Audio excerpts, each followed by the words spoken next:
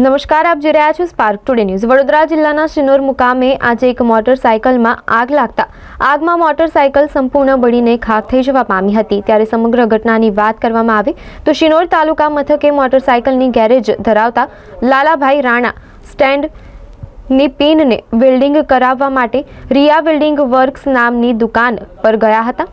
તે દરમિયાન અચાનક વેલ્ડિંગનો ચણખો પડતા મોટરસાયકલમાં એકાએક આગ ભભૂકી ઉઠી હતી। જો કે રિયા વેલ્ડિંગ વર્ક્સ નામની દુકાન પર ફાયર સેફટીનો બોટલોની મદદથી આગ પર કાબુ મેળવવામાં નિષ્ફળતા મળી હતી, જેને લઈને મોટરસાયકલ આગમાં સંપૂર્ણ બળીને ખાખ થઈ જવા પામી હતી।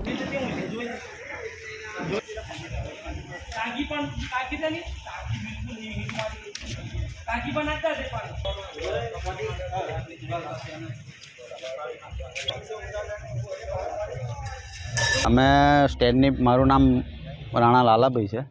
મારું ગેરેજ છે મોટરસાઇકલનું, અને હું સ્ટેન્ડની પિન કપાવવા માટે મોટરસાઇકલને આવ્યો હતો।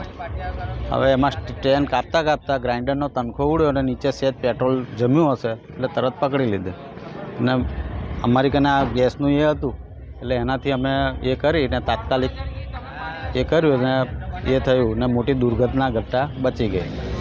ને તો પેટ્રોલ વધારે વેરાયું હોત તો વધારે યથાર્થને ફાયર થઈ જાય।